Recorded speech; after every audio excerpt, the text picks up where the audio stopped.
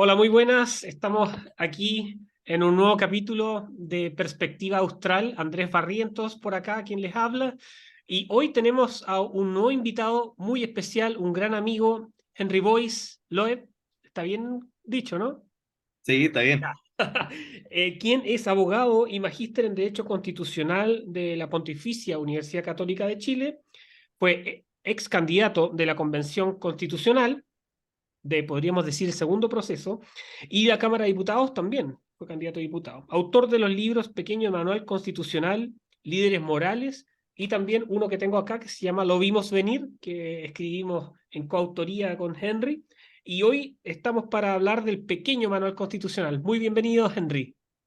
Muchas gracias, Andrés, por la invitación. Para mí es un honor poder compartir contigo y un gusto porque eh, son pocos los amigos con los cuales uno escribe un libro y yo tuve el placer de poder escribirlo contigo, que tú te mandaste un ensayo fantástico analizando las bases culturales de la Revolución de Octubre.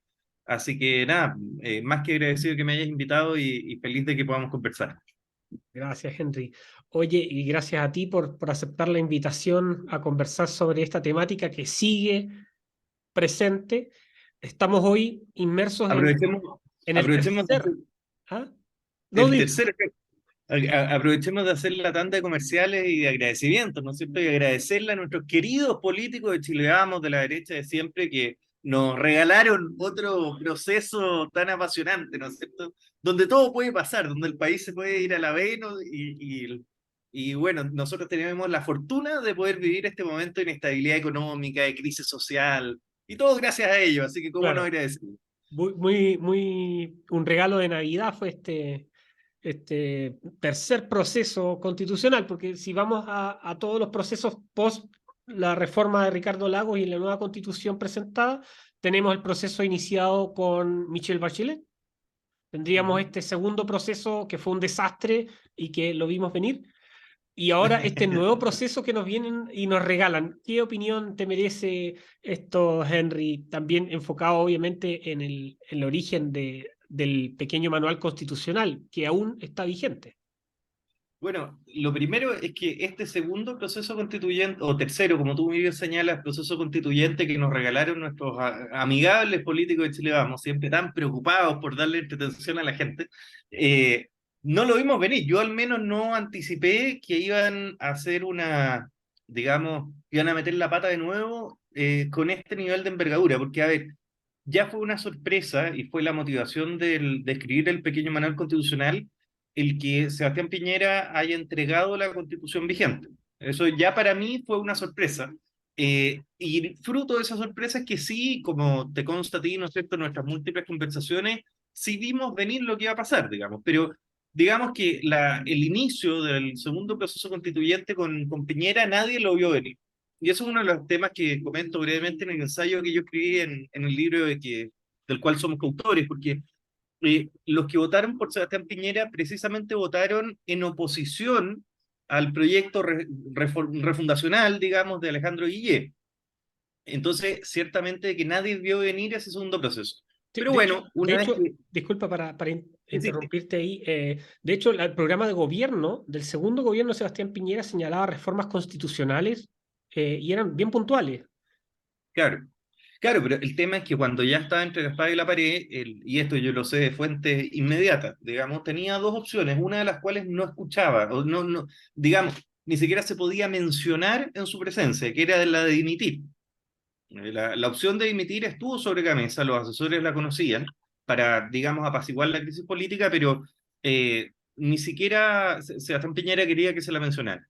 Y la otra opción era entregar la constitución. Ahora, si tú me preguntas a mí, que claro, siempre es más fácil sin guitarra, ¿no es cierto? Pero había muchas más opciones de abordar el asunto. Ahora, en lo que yo sí empatizo con el gobierno de aquella época, y en particular los liderazgos puntuales, César Piñera, Chadwick, etcétera, es que tomar una decisión cuando hay miles de millones de manifestantes en la calle que claramente pueden llegar y tomarse la moneda es difícil. Tomar la decisión de dimitir cuando tú no tienes ninguna certeza de qué es lo que va a pasar después también es difícil. Entonces, claro, yo con el tiempo quizás me he puesto un poco más condescendiente con Sebastián Piñera por la decisión tomada, pero ciertamente que fue una decepción. una decepción para todos los chilenos que votamos por él en segunda vuelta, precisamente porque no queríamos una refundación. Reformas encantado, refundación no. Pero bueno, una vez que Mm. ya partió todo este proceso demencial, que fue el segundo, varios dijimos, mira, esto no va a funcionar. Y no va a funcionar, ¿por qué? Porque las bases eh, técnicas sobre las cuales se está desarrollando este proceso no permiten que tenga que llegue a buen puerto. ¿Por qué? Porque digamos, a ver, hacer la ley es un proceso difícil. ¿Por qué? Porque hay que llegar a consenso. Eh, y llegar a consenso no es fácil, sobre todo en una sociedad polarizada. Si ya no lo es, digamos, la política común y silvestre, en una sociedad polarizada lo es menos. Llegar a consensos constitucionales es aún más complejo, porque los temas constitucionales tienen un rango superior al resto de las leyes porque son temas más delicados para la convivencia política. Y por lo tanto, cuando hay ambientes polarizados, suelen también haber posiciones mucho más radicales sobre lo mismo. Entonces, si tú a eso le sumás 155 personas debatiendo, pueblos originarios, y la chacota, digamos, que se veía venir tan solo de las normas habilitantes del proceso, uno sabía que esto no iba a llegar a buen puerto. Ahora, gracias a Dios, pasó lo que nosotros anticipamos, porque fue tan demencial como nosotros lo vimos en su momento. Y eso ayudó a que la gente votara rechazo. Ahora, pasado ese rechazo que varios de nosotros dijimos, uff, ya por fin va a volver la sensatez, ya hay una cronología vigente, digamos, no se puede vulnerar lo que ya se había escrito. Bueno, nuestros queridos políticos de derecha a medias, ¿no es cierto? Para variar, nos demostraron de que sí se puede hacer las cosas peor, de que no esperamos nada de ellos y aún así logran decepcionarnos. Tal cual. Iniciaron otro proceso constituyente que, por supuesto, no tiene los errores de estructura tan manifiestos que tenía el anterior. Están más maquillados, pero yo tiendo a pensar que también va a fracasar. Y tiendo a pensarlo por razones técnicas que explico en el pequeño manual constitucional. Y con esto estoy tratando de explicar por qué lo escribí. Yo lo escribí para que la gente se diera cuenta por qué un proceso constituyente es una mala idea por definición. O sea, yo soy de la opinión en la academia de que no hay proceso constituyente bueno, por la sencilla razón de que el derecho constitucional, al abordar esas materias tan delicadas para la convivencia, tiene que forzosamente ser edificado a lo largo de los años. Es lo que se llama la legitimidad de ejercicio versus la legitimidad de origen. La legitimidad de origen es cuánto la gente se siente interpretada por una constitución cuando surge. Y la gran mayoría de las constituciones tiene cero legitimidad de origen, porque la forma más fácil para que surja una constitución, dado los acuerdos que son difíciles de obtener, es en un periodo de facto, donde no hay debate político. Entonces, una de las partes impone sus reglas, con frecuencia la que gana una guerra interna o externa, y esa parte que impone sus reglas, pensemos por ejemplo en la constitución de Weimar, en Alemania, que le imponen los aliados, muy similar. Eh, Luego en el tiempo, cuando va cesando la tensión propia del conflicto, va permitiéndose el diálogo político y ese diálogo político va reformando ciertas cosas, pero no todo, porque obviamente que hay cosas que están bien hechas. ¿Sí? No porque haya un gobierno de facto, porque haya ganado una de las dos facciones en pugna, significa que todo lo que va a escribir va a estar mal. Con frecuencia son muchas cosas las que están bien hechas porque ese tipo de constituciones que tienen poca legitimidad de origen y están hechas en periodos de facto, como las escribe una sola mano, suelen ser más coherentes. Y eso abona positivamente una serie de instituciones jurídicas, como por ejemplo la sistematización de los tribunales de justicia con el Tribunal Constitucional, la coordinación entre el Congreso y el Presidente de la República. Mm. Esas cosas suelen ser mejor diseñadas cuando están escritas por una mano. Entonces, lo que hace la política en el tiempo, una vez que tiene estas constituciones surgidas en periodo de facto, es irla reformando en las partes en que efectivamente el diálogo político muestra de que ya no está representando el sentir de la ciudadanía, pero deja subsistente lo que funciona. Entonces, en este nuevo proceso, ¿qué es lo que pasa? Que yo parto de la base, como lo explico en el pequeño manual constitucional, que un proceso constituyente es por definición malo. O sea, tiene un 99,9% de posibilidad de fracasar por construcción teórica, Más por aún en características Latinoamérica, técnicas. con los políticos que tenemos en Latinoamérica. No podemos pedirle Exactamente. peras al olmo. Exactamente. O sea, me quitaste la palabra de la boca. En Latinoamérica es el peor país para intentar procesos constituyentes. Y además que hay que pensar de que las constituciones es donde se edifican las grandes políticas económicas, las grandes políticas institucionales del país a largo plazo. Entonces, cuando tú en un país como Latinoamérica, que son países subdesarrollados, es decir, que no tenemos la plata que tienen los países más importantes de Europa o Estados Unidos, haces estos intentos constitucionales, espantas toda la inversión. Y esta mirada que dice, no, pero es que igual hay inversionistas de riesgos que ven que hay una crisis, entonces eso es falso. O sea, en números gruesos el país se desinfla.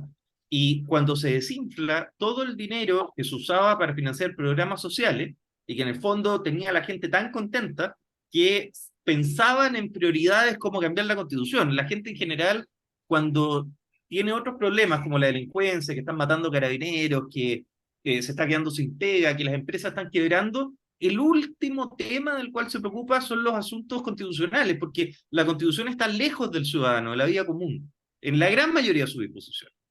Entonces, cuando está contento, cuando el país, la economía está bollante, cuando hay plata para financiar derechos sociales, salud, educación, vivienda, etcétera, claro, ahí la gente se siente conforme y en este tipo de países subdesarrollados piensa, oye, mira, ¿sabes qué?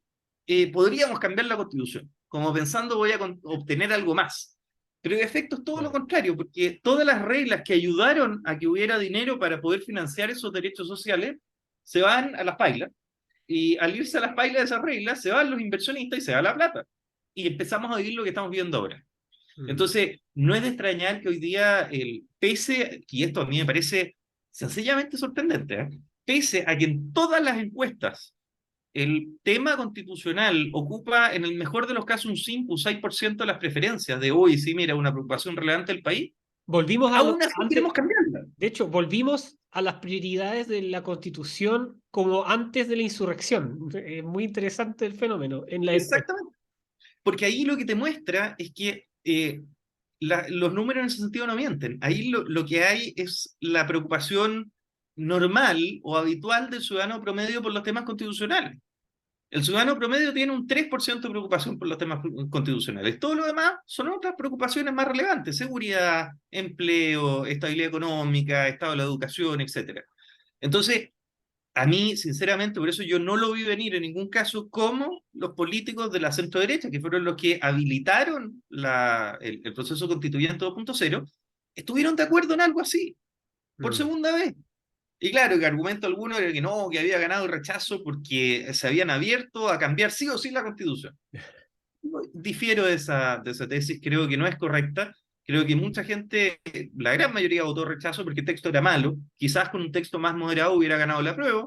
No tengo mucha duda al respecto, pero ganó el rechazo. Y Claro. si nosotros como país no nos acostumbramos, políticamente hablando, a respetar los itinerarios políticos que son acordados, incluso los malos, o sea, como el itinerario, ¿no es cierto?, el proceso constituyente 2.0, entonces no hay certeza alguna de que podamos crecer el día de mañana. Si no Mm. respetamos los acuerdos, estamos podridos como país.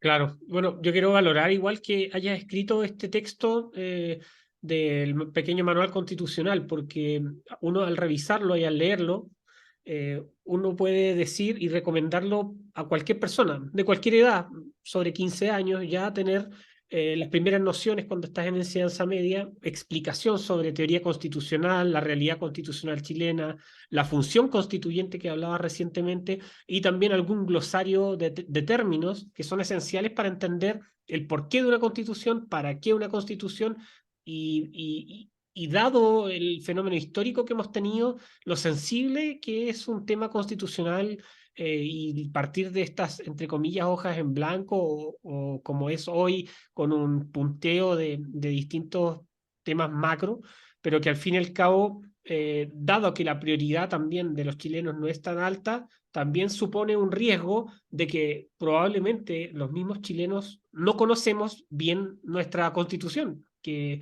es algo que es esencial de que en cada casa esté, yo sin ser abogado, el artículo 19, yo lo veo como un poema de la libertad, un poema de la libertad.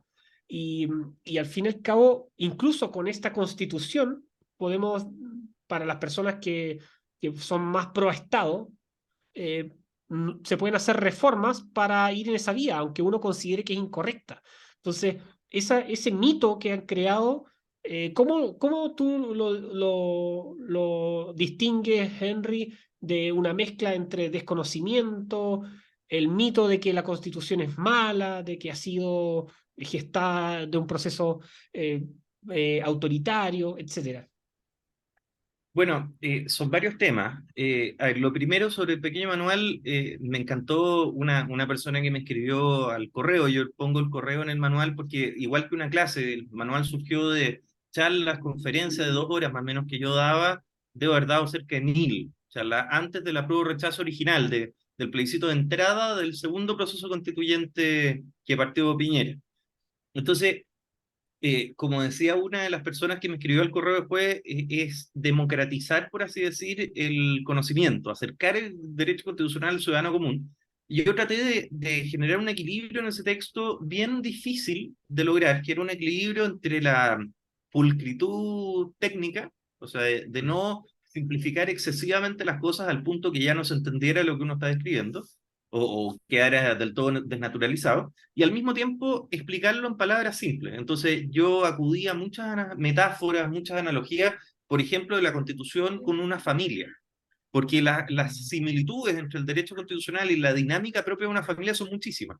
Entonces eso ayuda a que las personas vayan entendiendo, bueno, qué es una constitución, qué rol cumple, cuáles son los contenidos básicos que tiene que tener, cuál es la historia. Después me fui a la constitución chilena vigente, a analizarla, bueno, cuáles son sus partes. Y la verdad es que tengo que ser honesto, que sale bastante fácil hacer un análisis de la constitución chilena vigente cuando es una constitución técnicamente tan prolija. La constitución chilena, a diferencia de muchas otras constituciones del mundo, que están hechas en procesos de este estilo constituyentes o que están hechas quizás al calor de los hechos políticos, incluso aunque no la haga un órgano constituyente compuesto democráticamente, por así decir, muchas veces se crean al alero de circunstancias políticas, como por ejemplo la Revolución Francesa y la primera constitución de Francia. Entonces, la gran mayoría de esos textos, como tienen, el derecho constitucional es el derecho que regula lo político. En la regulación son los límites del poder. Eso en simple, ¿no es cierto? Entonces, la gran mayoría de las constituciones, cuando son fraguadas en el seno de contingencias políticas, tienen mucho más política que derecho. Y eso genera de que su aplicación y vigencia práctica a lo largo de los años sea menor. Dicho de otra manera, cuando tú tienes declaraciones de intenciones, en vez de tener normas jurídicamente aplicables en un juicio, obviamente que se van interpretando hasta que ya quedan en desuso. Y hay que dictar normas propiamente constitucionales que lleven a la práctica eso que al final ya nadie sabía cómo aplicar. Por ejemplo, no sé si se acuerdan de Fernando Atria, la entrevista que tuvo con Tomás Moschati. Yo, Fernando, el colega mío, constitucionalista, lo considero un tipo bastante inteligente, pero lo de Moschati fue notable, porque Moschati le dice, mira, Fernando, ¿tú estás a favor de los distintos sistemas de justicia? Sí, por supuesto. Bueno, y háblame entonces sobre la justicia aymara. No sé, pero ¿cómo no sabe si usted quiere que haya un sistema de justicia que los aymaras se juzguen con sus propias reglas? ¿Cómo no conoce el derecho aymara? No, no, la típica frase de los políticos. ¿Eh? No, si eso lo va a ver una comisión experta en su momento. La Claro. comisión experta. Es como el presidente Boric ahora con los carabineros asesinados. No, tengan miedo criminales porque interpondremos una querella contra quienes resulten responsables. Tal cual. Insólito, güey. Insólito. Es una forma de tirarle la pelota al vecino y no hacerse cargo de nada. Bueno, ya sé, soy Tomás Moschati, que no se le da una, digamos. Debe ser por lejos de los mejores entrevistadores en Chile, porque le pega igual al entrevistado, piense como piense, y al mismo tiempo es de una precisión que es difícil darle entrevista, digamos. Y bueno, y Moschati le dice, pero a ver, ¿cómo usted no conoce el derecho aymara si quiere que los aymaras se juzguen con ese derecho y si contiene normas locas? Bueno, y quedaron ahí debatiendo sobre el derecho aymara, cuento largo corto, nadie sabe lo que es el derecho aymara. ¿Y saben por qué? Porque no existe el derecho aymara.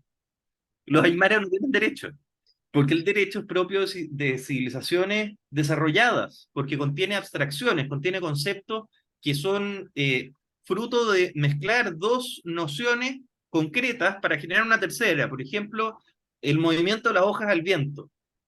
Eso supone que yo entienda lo que es el viento, lo que es las hojas y lo que es el árbol, pero no necesariamente lo veo. O qué sé yo, el amor, ¿qué es el amor? El amor no es concreto. Las culturas concretas no son capaces de generar conceptos abstractos como los propios del derecho, que es un derecho. Yo nunca, y he enseñado derecho constitucional los últimos 13 años de mi vida, nunca he tenido el gusto de encontrarme con el derecho a la vida caminando por la calle. y decirle, señor derecho a la vida, ¿cómo le va a estrechar la mano? No, porque es una abstracción, es una idea. Y solamente llego a esa idea al observar que hay seres vivos y entender de que esa facultad de vivir se expresa jurídicamente en un derecho y que el derecho implica, por ejemplo, que no lo pueden matar. Toda esa elaboración posterior, desde que yo observo a la persona viva, es una abstracción. Y las civilizaciones precolombinas no tenían capacidad de abstracción, por lo tanto no tienen derecho. Entonces, eh, cuando una constitución contiene ese tipo de declaraciones de principio así de ignorante, porque es ignorar cómo funciona el derecho, el suponer de que hay un derecho aymara, porque no existe, porque no tienen capacidad de abstracción. Bueno, cuando se contienen ese tipo de buenismos, de apelación a deseos, ¿no es cierto? Yo quiero que los aymaras se juzguen con sus propias leyes. Bueno, cuando lo intento aplicar en la práctica, de la cual nos salvamos, ¿no es cierto? Cuando ganó el rechazo, no se puede aplicar. Entonces, como no se puede Claro. aplicar, son otros los jueces, son los abogados, los docentes, qué sé yo, los que empiezan a tratar de arreglar el mono, hasta que queda un mono tan malo que tenemos que cambiarlo entero. Por eso es que las constituciones gestadas en procesos constituyentes originarios, o sea, cuando parte desde cero y tiramos lo que nos rige, ¿no es cierto?, a la basura, son constituciones que duran poco porque son malas, están mal hechas. Y el mejor ejemplo que nos va a volver a pasar lo mismo es lo que pasó con en las Fuerzas Armadas en el proceso actual. Mm. No, mira, no se aguantaron ni siquiera a llegar a la fase de debate. En el índice ya mostraron la colita ideológica. ¿Por qué? Porque sacaron a las Fuerzas Armadas, que es una institución que tiene que estar regulada constitucionalmente. Es como que no reguláramos constitucionalmente al presidente de la República, Sí, que no reguláramos a la Contraloría, que no reguláramos a la Corte Suprema. O sea, claro. desarrolla una función del Estado, que es la función de la seguridad, y es una función Primordial, constitucional primordial. primordial. Si al final Entonces, paga impuestos para que te den seguridad y una estabilidad en tu nación, es como básico, así. oye, pero exactamente, y tan fundamental, tan consustancial a la noción misma de Estado, que es lo que regula la Constitución, los órganos del Estado, que como tú dices, el origen del Estado moderno es el cobro de impuestos a cambio de seguridad. Y los Sí. que desarrollan la función de seguridad a nivel constitucional son las Fuerzas Armadas y de orden público. Y tú las sacas de la Constitución. ¿Y por qué las sacas? Por una pretensión ideológica. Y las sacaron del índice. O sea, ni siquiera esperaron a que hubiera un debate mayor de cómo regularla. No, no, no. Borradas de cuajo, del índice.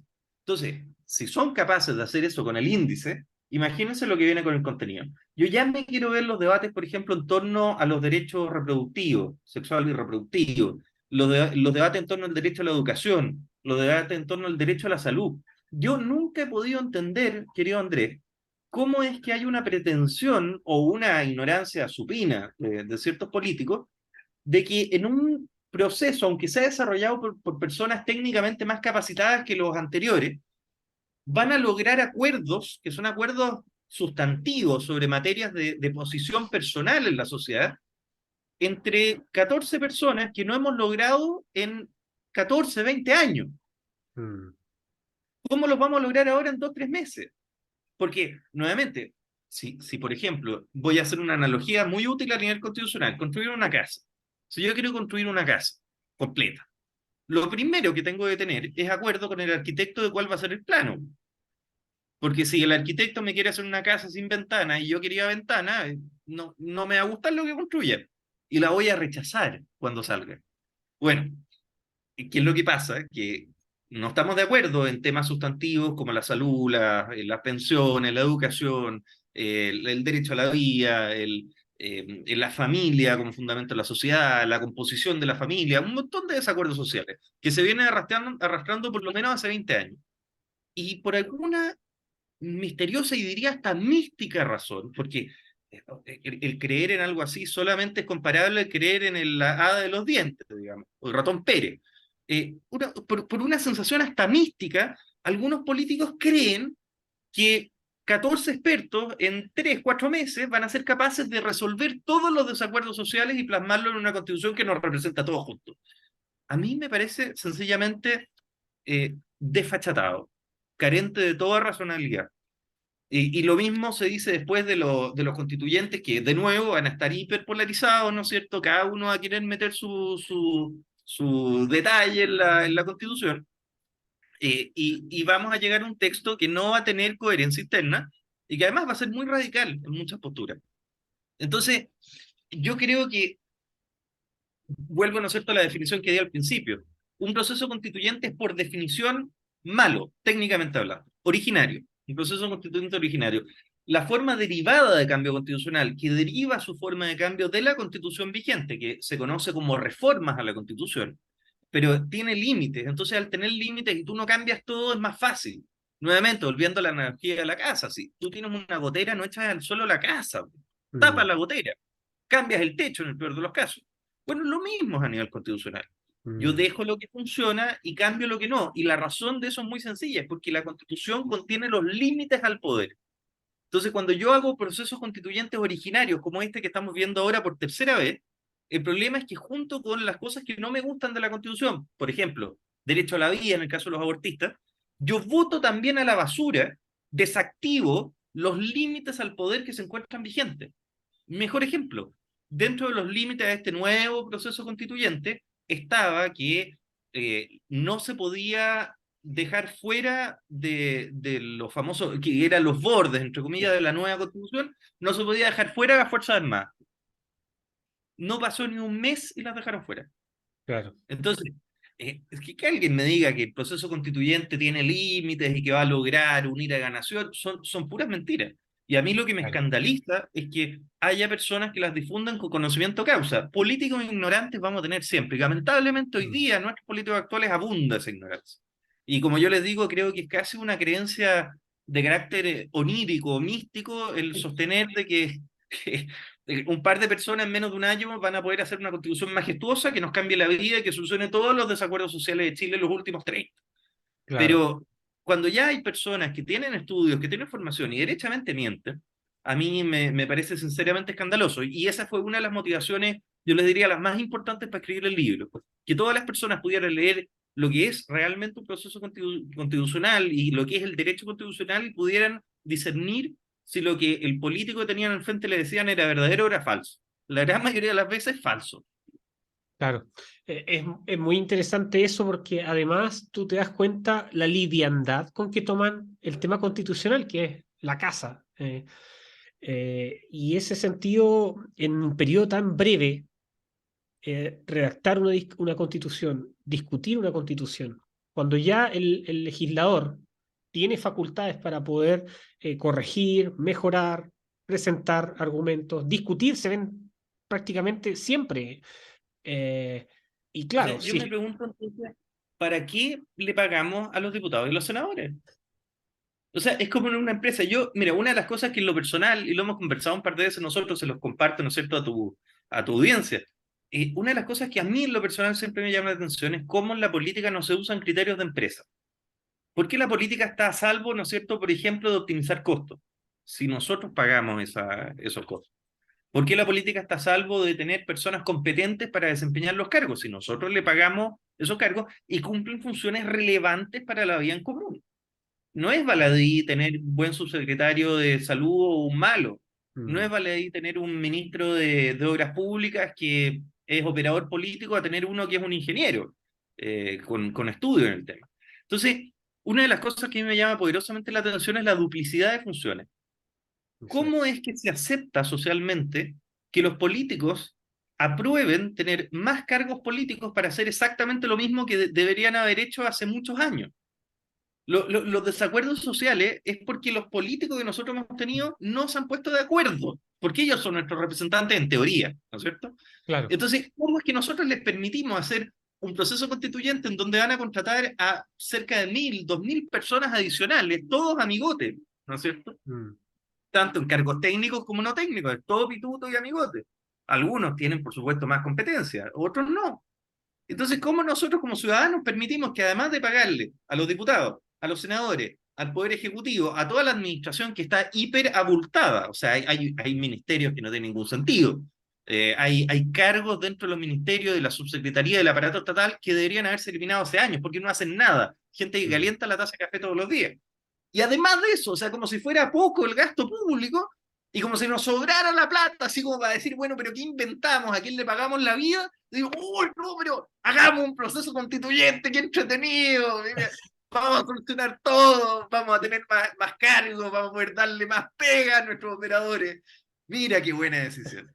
Y votamos y Entonces, votamos y votamos y seguimos después entregándole sigamos por votando, voto, porque después es que seguimos están. entregándole dinero por voto a los Claro, partidos. pero es que Andrés, es que es tan entretenido ir a votar, si yo no me aguanto las ganas de ir a votar todos los años, ojalá votáramos toda la semana. Y Sí, ojalá le pagáramos por voto a más personas, porque así habría más políticos para que nos digan más cosas tan interesantes que nos dicen todos los días claro. en televisión. Entonces, no, yo de verdad encuentro todo esto un sinsentido. Y si la gente supiera un 5% de las cosas que nosotros comentamos, lo vimos venir, o de las cosas que yo comento a nivel técnico constitucional, en el pequeño manual constitucional, no solamente no habrían votado jamás, ni le habrían permitido jamás a los políticos hacer un proceso constituyente 3.0 a esta altura, sino que Mm. además estarían hoy día pidiendo la cabeza de varios ministros, pidiendo que se recorten un montón de ministerios, pidiendo que se reduzcan los montos de asignación parlamentaria, etcétera. Porque es sencillamente escandaloso.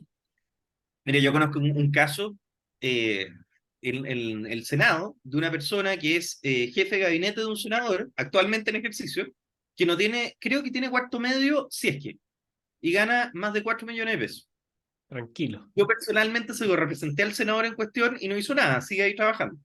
4 millones de pesos sin mensuales. competencia, solo para manejarle las redes sociales. Pero Andrés, no, y trasladarlo, le maneja, Claro, y qué sé yo, como el suche. pero Pero es yo te impresionante. pregunto, ¿tú conoces una persona que con cuarto medio, salvo un empresario, ponte tú, que se haya sacado la mugre y haya puesto su empresa, una persona que sea contratada en un cargo para un tercero, con Mm. suerte cuarto medio cumplido y que gane más de 4 millones? No, es un escándalo. Es un Es un escándalo. escándalo. Y es una falta de respeto porque hay tantas personas que tienen más competencias que, qué sé yo, estudiar una carrera técnica, pero estudiar una carrera técnica de 2 años sacándose la mugre, la pagaron con su propio trabajo, estudiaban vespertino y ganan hoy día en mercado, valor mercado, 2 millones líquidos, Mm. sacándose la mugre, o sea, después de años de ascender en una empresa. Y llega otro pelafustán que no tiene, ¿cómo se llama?, conocimiento alguno, que es incompetente para el cargo, le lame las botas a un senador y le pagan 4 millones de pesos. O sea, a Impresionante. mí eso me parece un insulto para la ciudadanía. Todos los cargos públicos deberían ser acorde de mercado. A lo más, yo he considerado, lo conversé una vez con un colega cuando estábamos analizando justamente estos temas a nivel de diseño de política pública, en el magíster que hice en la Mm. Católica. Y claro, hay una que se llama compensación por servicio público, que es un sobresueldo que se le añade al valor mercado a un cargo público, por lo que significa salirse del mundo privado y entrar al mundo público, porque eso tiene un costo. Dicho de Claro. otra forma, por ejemplo, si uno trabaja para el gobierno, un gobierno de derecha, después eso te marca en el currículum y puede ser que te dificulte encontrar trabajo en el mundo privado. A los abogados nos pasa a veces, cuando uno busca en oficinas muy grandes, oye, yo tengo clientes que son del otro signo político, entonces no te puedo contratar. Pasa. ¿Qué otra Mm. cosa pasa? Que tú pierdes contacto. Uno sabe que para crecer en la vida profesional es muy importante los contactos que tú tengas, gente que te conozca profesionalmente. Entonces, si tú te dedicas 4 años a servir en el gobierno en alguna posición importante, ejerciendo tus competencias acorde a tu nivel de capacitación, etcétera, es lógico que 4 años fuera te pesa después volver, ¿no es cierto? Cuesta. Mm. Y por lo tanto, a mí no me parece mal, es más, considero del todo natural que haya una compensación económica por ese costo, ¿no es cierto? El costo alternativo. Lo mismo que si Mm. te quieren trasladar a un trabajo, tú vives en Santiago, te quieren llevar a Punta Arenas, a Magallanes, bueno, es natural que te paguen un poco más, pero un poco más. Claro. No el nivel de sobresueldo que tenemos hoy día en la política. Hoy día en la política yo no he hecho el análisis, me encantaría que alguien me pagara un think tank, ¿no es cierto?, para poder poner personas a trabajar y hacer este análisis, pero yo calculo, abuelo pájaro, que el sobresueldo en la política, el más bajo está en un 40% sobre. Sí, de hecho, Así, de rasgo. y es brutal ver a nivel municipal las horas extra, ver a nivel de Estado central lo que son los honorarios y además la cantidad de duplicidad de funciones que hay en distintas áreas de la función pública. Eso es una realidad y nadie se ha querido hacer cargo hoy. Hay ministerios, hay 13 ministerios en países desarrollados y nosotros tenemos 24, ya vamos por el Yo 25. creo que vamos en 27, ¿o no? No estoy muy seguro en este momento ya Pero por bueno, más tantos de que se van 20, de creando, todas pero maneras. sí van a crear un nuevo ministerio y ya fue reforma presentada por el presidente Piñera, que era el de dividir seguridad con interior. Y esa reforma están dando y este gobierno también pretende ese ministerio y creo que el Ministerio del Agua es el otro que viene. Ministerio del Agua, qué notable, ¿eh? Yo me pregunto qué administrará el Ministerio del Agua. Todos se van a Ministro del pelear, Agua. El ministro del Agua es como el cargo así como Capitán Planeta. Deberían ponerle ministro del Agua / Capitán Planeta. claro, ¿Te imaginas cuando lo inviten a exponer? Bueno, a continuación expondrá el señor ministro del Agua. claro. Es como un cargo así de superhéroe.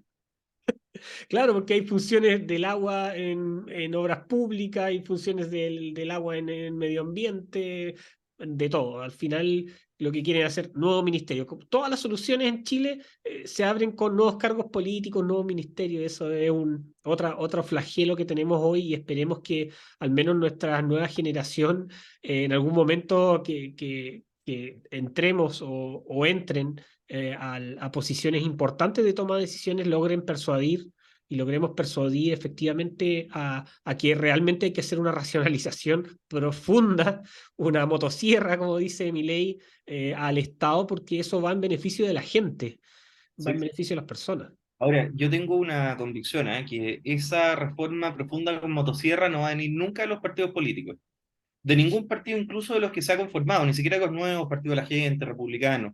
Y no tengo nada personal contra ellos, pero he observado la dinámica propia de esos partidos y la misma dinámica de los partidos tradicionales, del amiguismo, del pituto, del cálculo pequeño, ¿no es cierto?, de si me conviene o no me conviene. Y esto lo digo de verdad, de fuente absolutamente directa. Yo mismo lo he observado adentro. Entonces, yo sinceramente creo, y esta es una convicción que he ido aquilatando desde hace ya varios años, que el cambio viene desde afuera, viene de la sociedad civil, de Mm. personas que, como nosotros, tiene cada uno su trabajo, desempeña funciones específicas y en su tiempo libre se dedica con criterio profesional y de eficiencia a mejorar la cosa pública.